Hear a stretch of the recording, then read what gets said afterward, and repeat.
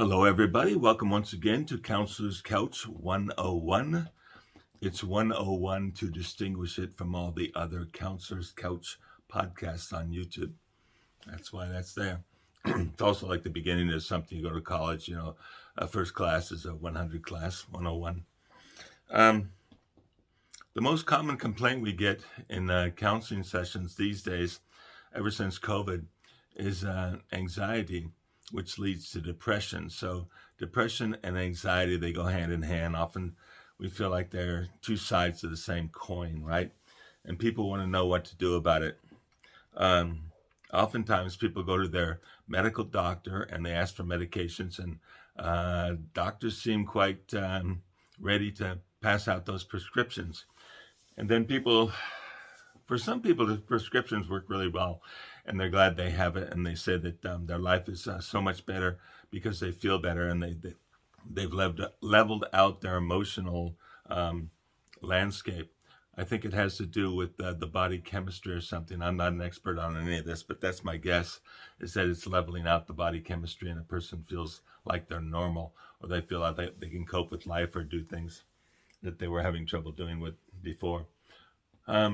But for a lot of people, they either say they don't like medications at all, or they say the medications don't help them, they don't do anything, or they don't like the side effects, right? Medications can cause different sorts of side effects. They can, give you an upset stomach and keep you awake or make you too sleepy. All sorts of things can happen to people. Some people say they got a dull head, they can't think clearly, whereas other people say they think great. So it depends on the person. So you try out the medication. If it doesn't work and you're still depressed and you're still anxious, you end up in a counseling room or a counseling session, and you're asking for methods to cope with the type of symptoms that you're having. Now, the number one thing most people do, well, let me back up one step. The basic idea is distraction, right? When we're depressed or when we're anxious, we're responding to something that's going on in our head. We're responding to our thinking. It's not in real life. I've met with many people who are having panic attacks around issues of health. They thought that their health wasn't right. The doctors would check them out and say, hey, took a treadmill test, you took all these other tests, you're fine. There's absolutely nothing wrong with you. But the person doesn't believe it, because in their mind, they're thinking something else. They're thinking there's something wrong with my body. I can feel it, right? But it's not real. It's in the head. So the idea is when we're dealing with depression or anxiety, we want to change the way we're thinking in the head. And the number one idea behind that is distraction. Stop thinking about this and start thinking about something else, right? If we can put our attention on something other than the thing that's scaring us, we can come out of the panic or the depression or the anxiety. At least that is the theory, right? Number one thing people like to do is exercise. People tell me they go to the gym, they work out really, really hard. And other people say it's exercise, but not to that extreme. What they like to do is to take a walk. They find a nice quiet place. Around here, we go down walking down by the beach or in a park or up on the paths, up on the hills, and etc. in nature, and it calms them down just by moving the body. Other people don't have that kind of time, and so in the middle of the day, when they do find a few minutes, they walk up and around the block maybe, or whatever's available to them. Some people say they walk around their condominium complex, their apartment complex, whatever's available and easy to access and safe to do, right? Get out and walk, move your body. That's probably the number one answer across the board that most people say helps them, is walking, right? Other people, it's exercise. The harder the exercise, the better. But there's a lot of other things that people can do to distract themselves away from thinking about their anxiety, their depression, or their panic, right? And in that case, it's a person by person basis. I always explore what the person what the lifestyle of the person I'm talking to, what they like to do, the kinds of things that might they found in the past that distracts them from the panic or the anxiety, right? So we just talk about various things that they might enjoy and might help, and we come up with various ideas. And I tell folks, I said, you know, it's like collecting a bag of tricks, right? You find as many things as possible that you can use when you're feeling depressed or anxious, right? I'm saying, which one do you use at a particular time? Use the one that works, because maybe a walk today is going to help you, but tomorrow it'll be something else that will help you, because you know the walking doesn't distract you enough because you've done it too much or something. You've done it too much, or there's not enough novelty in the places you walk, things like that. So we're looking for other things to do. Now, what can be done? A lot of people tell me different ideas. One person told me that they binge watch Netflix. I don't have Netflix, but they binge watch Netflix or some other streaming movie station, and that brings them out of it. So other people have told me that they like to read. They'll pick up a novel. The trashier, the easier to read type of a novel, and they blast through that. Some people do the Sudoku, right? Fill out the little puzzles. Some people do word search. One lady told me that she would buy these big fat books of word search, and she would do that and bring her out of whatever she's thinking is bothering her. Crossword puzzles, any sort of a puzzle or something that causes you to concentrate on something other than what you're thinking. The whole idea is you want to overpower your thinking. One thing that was way back when, it was an old type of suggestion, was to wear a rubber band around your wrist, right? Then what you do is you pull the rubber band and snap it. Now, you're supposed to snap it hard enough that it isn't fun, it isn't pleasant, right? And you're thinking about, wow, that hurt. And that causes you to think about that as opposed to whatever's in your brain. Now, sometimes people say they're snapping it all day long. It doesn't do them any good, right? So I say, okay, then at that point, we're going to try something else. Another little trick is to look around the room and notice something that you haven't noticed before, or notice something that you have noticed before, and say out loud all the facets of it. So let's say you look around the room and you say, there's a painting on the wall, right? I never noticed it before, but there's a lot of greenery in the background, and there's a shadowing inside the big, huge knot hole that the squirrel is sitting in, right? Just start noticing things about it and saying it out loud. There's a computer monitor behind me. It has a tag at the top to cover the Chinese observing me through the little, what do they call it? Chinese are observing me through the camera on the computer set, right? There's a lady over in Washington, D.C. said that she woke up in the middle of the night and her television set was looking at her. So there you go. It's all going over to China. So we notice those kinds of things. There's a tag up there to cover that TV camera there on the set. I look around the room. I have stacks of books everywhere. Let's see what else I can find. That behind me is a bulletin board, right?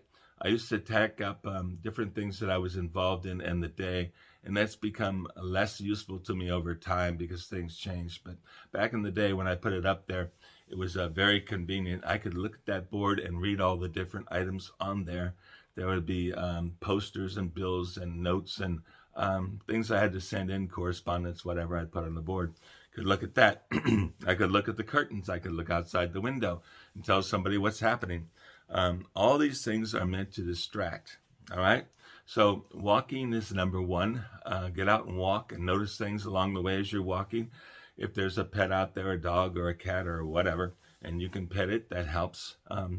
Being with animals help. People say they sit with their cat and they pet their cat, and that calms them down. They stop thinking about whatever's crazy in their head, right? The basic idea is distraction. Just remember that. Anything you can do to distract from what you're thinking. Another one, a big one that's been around forever. People say, throw yourself into your work, right? When people suffer a loss, there have been a lot of that lately, and they want to sort of get beyond it. They throw all their attention into their work and they keep going until the pain of the loss passes by. That's another form of distraction, is focusing on work, right? Focusing on projects. You know, I've said this before and I get a lot of criticism, but another idea came up the other day, is something I used to do and still do, is watercolors, right? I am a terrible artist, I admit it, and I've placed copies of the things I've drawn and painted over the years and like that. I put it online and show it to people, and they tell me how bad it is. And I say, yeah, I know. It's not the point of whether or not I can sell my art for $100,000, right? It's the idea that I get my mind off what's bothering me at the time that I'm doing the drawing or the painting or whatever it is. That's the point of it, is to distract your mind off of something that's bothering you. So if that helps you do it, take up drawing. Just get a pad of paper, or you can get a piece of paper and a pencil and just start drawing. Take your mind off of whatever's going on. Anyway, the reason I'm telling you all this is because I'm speaking with a gentleman these days, and he's encouraging me to publish a little book on how to deal with anxiety and depression, right? He says tricks and tips about how to deal with anxiety and depression, right? And he says I should make it funny, right? I should give a suggestion and a funny little drawing next to it and like that. It should be a short book. It should be inexpensive, and, you know, and he says he thinks it would help a lot of people. So he's always telling me, he says, hop out of depression, right? He's always saying that to me. Hop out of it. Figure some way to jump out of where you are mentally and emotionally and get in a better state. So that's what he wants to call the title of the book, Hop Out of Depression, right? I don't know if that's a good title or not, but it's an idea. I don't want anyone to confuse this with another project that I have going on, and people are reading for me right now. That's an entirely different project. That's not this particular book. So if you have any ideas about how to deal with depression and anxiety, please leave them below or send them to me in an email. And if I can use your name, let me know. If not, I can use the idea, let me know. Might get published in a book one of these days. Email address, of course, is counselorscouch101@mail.com. counselorscouch101@mail.com. If you have any ideas or suggestions for that. And, you know, I'm always looking for new ideas. I tell folks, I say, if you can give me a new idea, a thought that I hadn't had before, and something that we haven't done that might work, I can pass that information on to other people, and you'll be benefiting them.